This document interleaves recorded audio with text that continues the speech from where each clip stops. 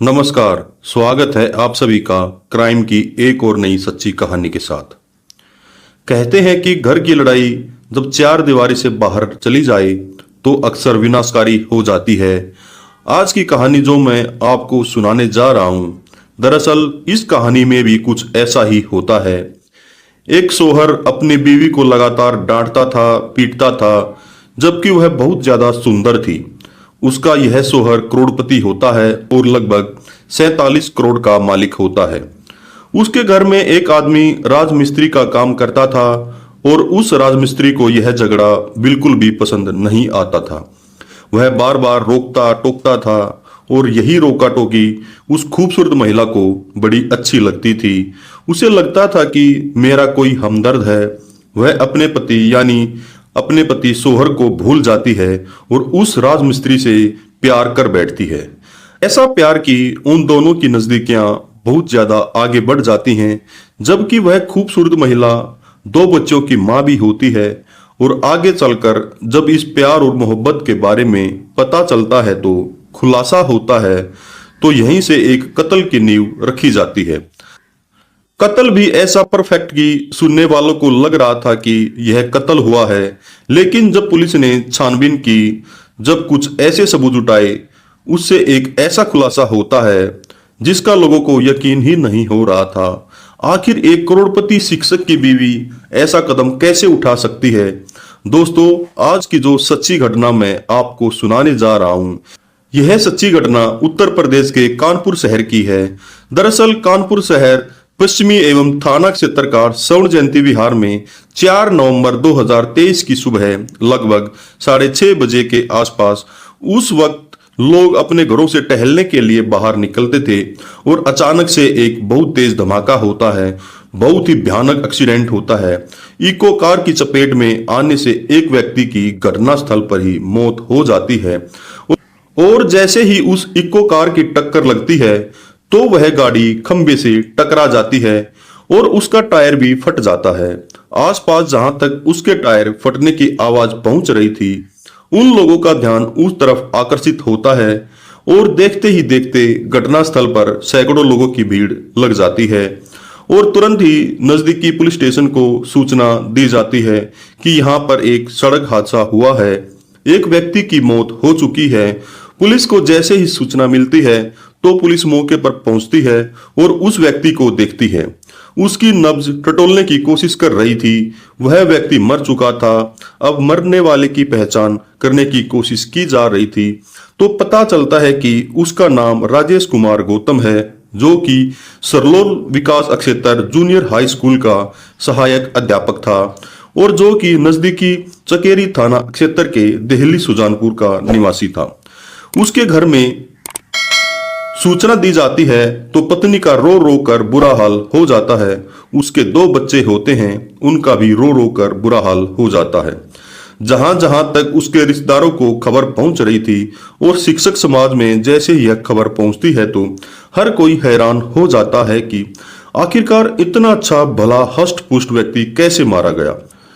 जब सड़क हादसे के बारे में पता चलता है तो पोस्टमार्टम होता है और पोस्टमार्टम के बाद उसकी डेड बॉडी को घर लाया जाता है और घर वालों का रो रो कर बुरा हाल होता है। लेकिन उस घर में एक ऐसा इंसान था, एक ऐसा शख्स था जो कहता है कि यह हादसा नहीं हो सकता, बल्कि यह एक साजिश है, कत्ल है और वह इस शिक्षक का भाई होता है।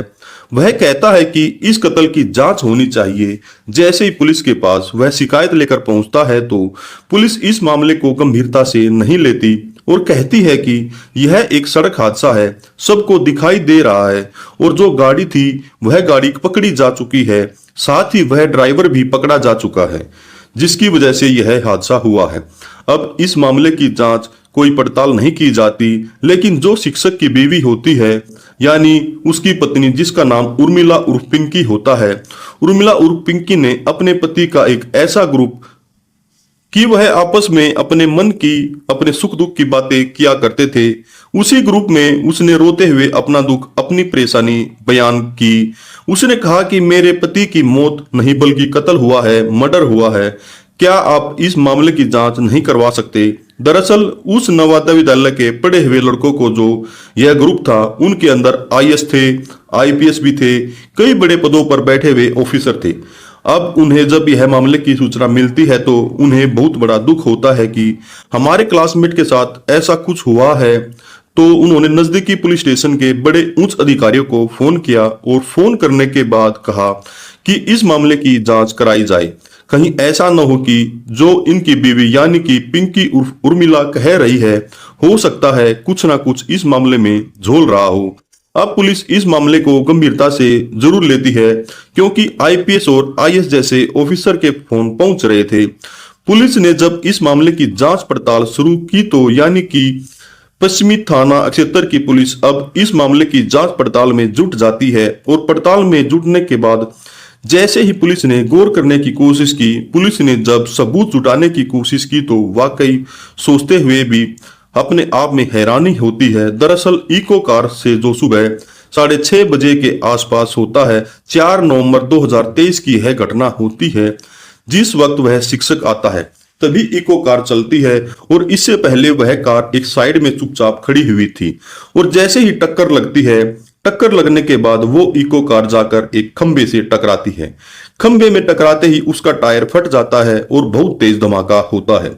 जैसे ही धमाका होता है तो उस गाड़ी का ड्राइवर, जिसका नाम सुमित कठेरिया होता है, सुमित कठेरिया तुरंत उस गाड़ी से निकलता है और पीछे आने वाली जो एक वैगनार कार होती है, वह वैगनार कार वहां आती है और एकदम खिड़की खुलती है।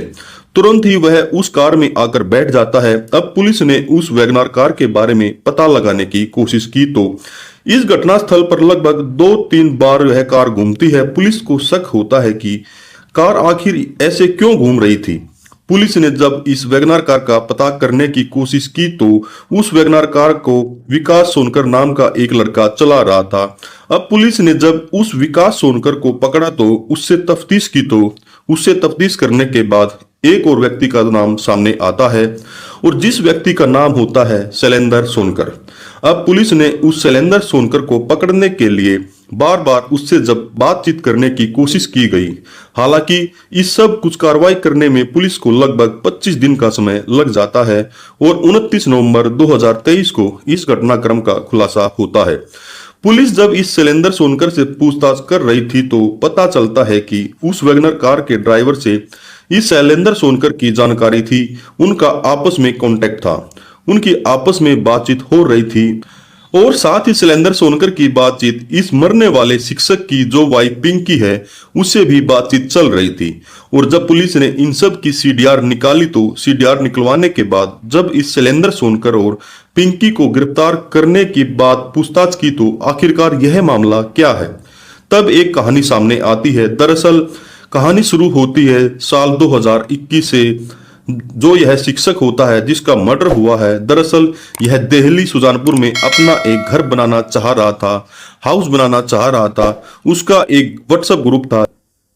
उस ग्रुप में उसने डाला कि मैं घर बना रहा हूं तो मुझे एक आर्किटेक्ट की जरूरत है, कोई इंजीनियर हो या कोई ऐसा ठेकेदार हो जो मेरा घर बना सके। तभी उसे हेमंत सोनकर नाम के एक व्यक्ति ने कहा कि ठीक है, मेरा यह जानकार शैलेंद्र सोनकर, तुम चाहो तो उससे संपर्क कर सकते हो, उसे अपना घर बनवा सकते हो। अब जब घर बनवाने की बात आती है तो शैलेंद्र सोनकर इस शिक्षक राजेश गौतम से संपर्क करता है और उसके बाद आपस में बातचीत होती है और वह अपनी जगह दिखाता है कि मेरा इतना बड़ा प्लॉट है और यहाँ पर कंस्ट्रक्शन का काम करना है, आप इसमें काम कर दीजिए। जब काम शुरू हो जाता है तो यह राजमिस्त्री खुद अपनी आंखों से देख रहा था कि पति और पत्नी यानी कि पिंकी और उसका पति जो शिक्षक होता है उनमें किसी न किसी बात को लेकर झगड़ा होता रहता था। इसी बीच जब वह राजमिस्त्री अपने पैसे मांगता था तो वह पैसे देने से भी कई बार जिग किया करता था। यही बात उसे परेशान करती थी। बार बार जब वो इनमें लड़ाई देखता था तो पिंकी से कहता था कि भाभी जी, आप तो देखने में बहुत ही सुंदर हो और अच्छी खासी दिखती हो, अच्छे से बात करती हो, लेकिन तुम्हारे पति क्यों तुमसे इतना झगड़ा करते हैं, क्या बात है। बार बार उस राजमिस्त्री का उस महिला को यानी कि शिक्षक की बीवी को समझाना ही कहीं ना कहीं इन दोनों के बीच अट्रैक्शन पैदा कर देता है और अट्रैक्शन पैदा होते ही दोनों एक दूसरे के नजदीक आ जाते हैं और नजदीक आते ही एक दूसरे के साथ वह अवैध संबंध बनाने लगते हैं, एक अवैध रिश्ते में बन जाते हैं। और जब जब इन्हें मौका मिलता था तब तब वह एक दूसरे के साथ वक्त बिताया करते थे। शिक्षक अपने स्कूल में पढ़ाने के लिए चला जाया करता था, घर में जो दो बच्चे होते हैं वह भी स्कूल जाया करते थे। जब इस शिक्षक की पत्नी घर में अकेली होती थी तब वह राजमिस्त्री घर में आ जाया करता था। इस तरह से एक लंबा वक्त गुजर जाता है। इन दोनों के बीच में जो अनैतिक संबंध था वह लगातार ऐसे ही चल रहा था। अप्रैल 2023 में यह शिक्षक एक दिन अपनी पत्नी को उसके साथ आपत्तिजनक स्थिति में देख लेता है और जब उसे पता चलता है तो उसने उस राजमिस्त्री के घर में आने पर पूरी तरह से पाबंदी लगा दी कि तुम आज के बाद हमारे घर में नहीं आओगे, और इसी बात को लेकर घर में क्लेश रहने लगा। तभी पिंकी ने उस शैलेंद्र सोनकर जो कि राजमिस्त्री होता है उसे संपर्क किया और उससे कहा कि मेरे इस पति को रास्ते से हटा दो, जैसे ही वह मरेगा तो उसकी जो संपत्ति है 47 करोड़ रुपए की है वह हमें मिलेंगे। तुम चाहो जो कुछ भी प्लानिंग करो जिससे वह मारा जाए। इसके लिए अपने एक चचेरे भाई जिसका नाम विकास सोनकर होता है उससे बातचीत करता है कि हमें एक आदमी को मारना है, एक मर्डर करना है, करे तो कैसे करें। तब उसने कहा कि ठीक है, मेरा एक दोस्त है, मैं उससे बात करता हूं। और वह सुमित कठेरिया नाम के एक ड्राइवर से बात करता है और वो उससे कहता है कि एक आदमी का मर्डर करना है। तो वह कार ड्राइवर कहता है कि ठीक है, 4 लाख रुपए लगेंगे, अगर तुम 4 लाख दोगे तो मैं तुम्हारे इस शिक्षक को मार दूंगा। एडवांस देने के बाद तय कार्यक्रम के तहत जैसे हर रोज सुबह 6 बजे शिक्षक अपने घर से टहलने के लिए निकला करता था, यानी मॉर्निंग वॉक के लिए निकला करता था, तो उसकी पत्नी पिंकी ने अपने प्रेमी यानी राजमिस्त्री को सूचना दी कि राजमिस्त्री ने अपने चचेरे भाई विकास से कहा और विकास ने उस कार ड्राइवर को हायर किया। और हायर करने के बाद जैसे ही वह शिक्षक गाड़ी के ठीक सामने आता है कि जिस रास्ते से वह गुजरता था, क्योंकि पहले से उसकी रेकी की जाती है और मुखबरी बिल्कुल सटीक थी, जैसे ही शिक्षक सामने आता है तो इको कार से इतनी जोर से टक्कर मारी जाती है कि जिससे कि वह एक ही बार में खत्म हो जाए। लेकिन टक्कर होते ही कार का संतुलन अनियंत्रित हो जाता है और सामने खड़े हुए खंबे से कार टकरा जाती है और खंबे से टकराते ही तुरंत कार का टायर फट जाता है और टायर फटने के बाद विकास बुरी तरह से डर जाता है। विकास ने फोन करके शैलेंद्र सोनकर की जो कि शिक्षक की पत्नी का प्रेमी होता है उसे कहा कि यहाँ पर इस तरह से हादसा हो चुका है। तुरंत उस राजमिस्त्री ने फोन करके पिंकी को बताया जो कि उस शिक्षक की पत्नी होती है कि यहाँ पर कुछ इस तरह से हो चुका है। हालांकि कुछ ही सेकंड की बातचीत होती है लेकिन सीडीआर में यह सब चीजें कनेक्ट होती चली जाती हैं। और जब इस घटनाक्रम का खुलासा होता है तो लोगों को यकीन नहीं हो रहा था कि एक बीवी अपने शोहर को, अपने पति को मरवाने के लिए इस तरह की अनोखी प्लानिंग भी कर सकती है।